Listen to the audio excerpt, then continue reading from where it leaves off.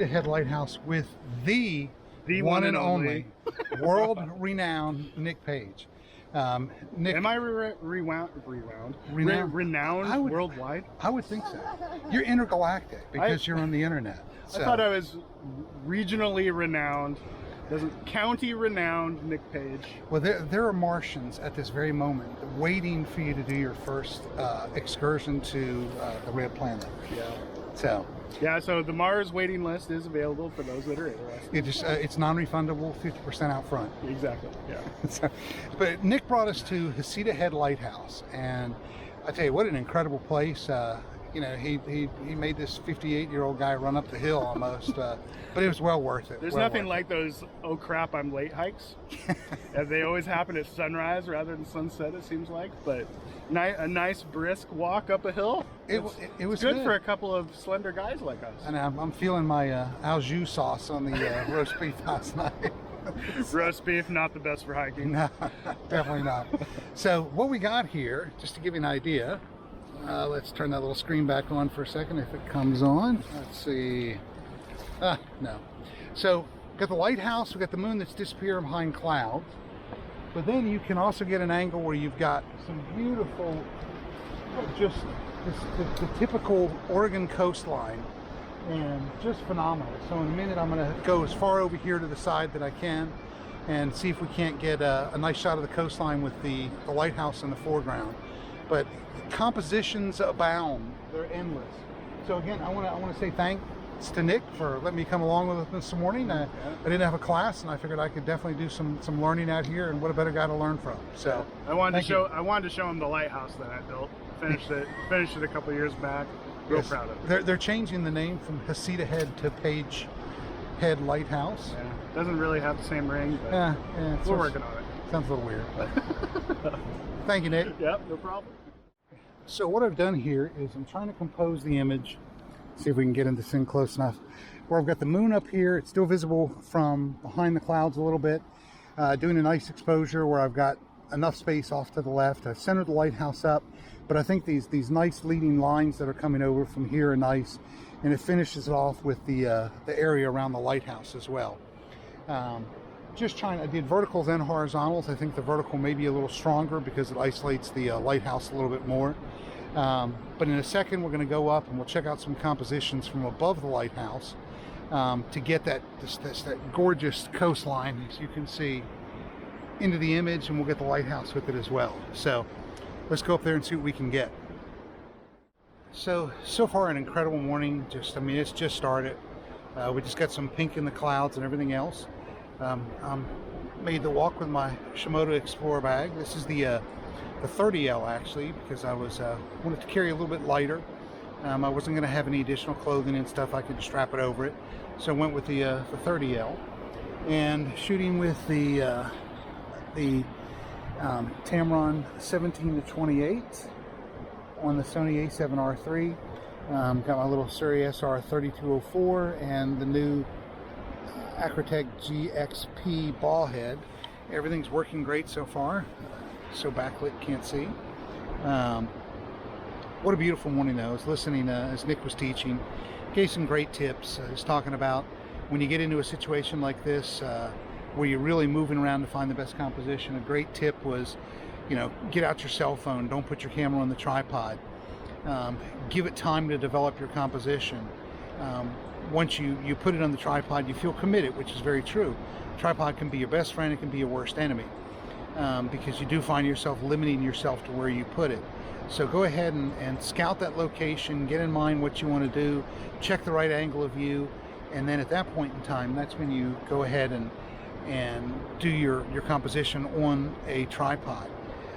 Using a wireless release like I'm using, or a cable release, is always great in a situation like this, because this ground it's solid, but at the same time it's got some play to it, and any movement in that tripod legs as it sinks can make a difference in the sharpness of the image. So we're going to head down here in a few minutes down onto the beach and around and get a scene somewhere on the beach, then photograph back this way with the classic image of the lighthouse on the coastline. again, I can't tell you how much these out of Chicago conferences, this case the out of Oregon conference, how great they are, because you not only meet some great instructors, you meet some great photographers, and just the conversation you have on the trail, conversation you have at the location, makes these things worth it. And Chris Smith and Melinda and Ann, I tell you, and Video Bob, they really just have these things down to a T. It's great to be here. They're always improving on the suggestions of what the people want to do, but just so much fun to be here. So incredibly informative, and hopefully I can contribute to that as well this week.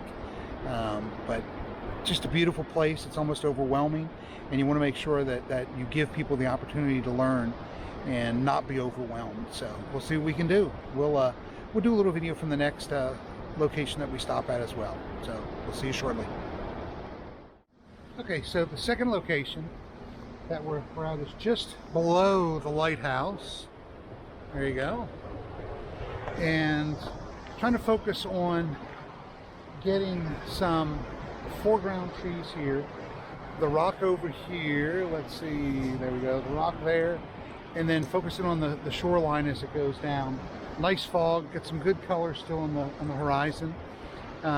Just using the 1728 still at 28, between 24 and 28. Just trying to get that nice line, a slow enough exposure that I'm using the waves to give me that C curve, that leading line that I want to take into the frame.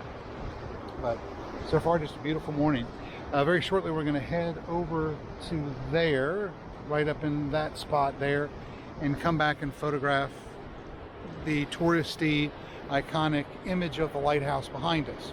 Nothing wrong with doing the iconic image. That's why they call them iconic, because everybody wants that shot. And then start to also experiment and get things that you normally wouldn't do, something that's different for you. So, all right, we're going to head over there very shortly. We got the 5-minute warning from Nick a minute ago. He's tough. He's mean. I'm not mean like he is to his groups. You know, I like to be nice. He just yells at everybody. He reminds me of Paris Island. So I wonder if he's going to see this video. He may not talk to me anymore after this. So here again, I tell you, when you're out with Nick Page, the world-renowned Nick Page, the regional renowned Nick Page. So how hard was it for you to summon in that bald eagle a second ago? You guys saw a bald eagle? Wait, take two. Crap. Yeah, it flew right over us. Well, you know, it takes a little bit of planning to plan these things, but I've been baiting that eagle for a couple weeks now, you know. If you look at Nick's back, he's got trout and salmon tied to his Shimoda cool backpack. Right, exactly. That way they just come feed off my backpack. So awesome treat, bald eagle flying over at sunrise at a lighthouse. And I missed it. Well, I didn't see it at all. He did summon it. He's just being kind. You know, when you're world renowned, regionally world renowned, intergalactically renowned. Yeah, I'm the most important photographer in my county. That's right. You've got to remain humble, being intergalactically renowned. Right. We'll be back. So it's great. Nick brought us over here, and the key to every great instructor is when you pull up to a place that's selling apples and all they've got is oranges, to always have that bright outlook. And Nick said, you won't see the lighthouse at all, but man, it's going to be awesome in the forest. Yep. So, you know, that is definitely taking... Well, and plus it makes this a really nice minimalist shot, because, you know, the lighthouse would detract from the nothingness that we're getting out here. But yeah, we have all this low kind of coastal fog happening here, which makes this shot suck. But it makes the forest, hopefully, if this same fog goes over there, it's going to make those shots awesome. So maybe it's time to call an audible and go over there instead of standing in a cloud. Yeah, but I like the professional opinion as to the processing. And what did you suggest doing on the processing? Here it's pretty easy. You just pull all the dehaze to 100, clarity to 100, saturation to 100. Nobody can tell your photo is flat. Now, will they think that you stopped at one of the dispensaries on the way, though, to before your processing class? Well, it just works, huh? It just works. All right, third stop on the or 4th. Don't really know. On a little shoot this morning with Nick. We're going into these beautifully backlit areas of old growth trees and moss growing on them. Just really getting some beautiful backlighting. The fog's rolled in a little bit, getting some incredible light rays coming through the fog backlit trees. You know, that's the advantage of doing, you know, events like this. You're there with, you know, professionals that know the area, know lighting techniques, and can help you take advantage of great situations. And a lot of people will come to locations like this by themselves and then walk away with less than the perfect image. And you know, part of that is you're coming to a new area, it's overwhelming, you tend to forget some of the stuff. Having an instructor is always great because you get the best shot possible. So anyway, I think we're heading back. I got to get ready for lunch, and then I've got an excursion going out at 12:15. So we'll see what the day does today and what it holds. So we'll see in a little bit.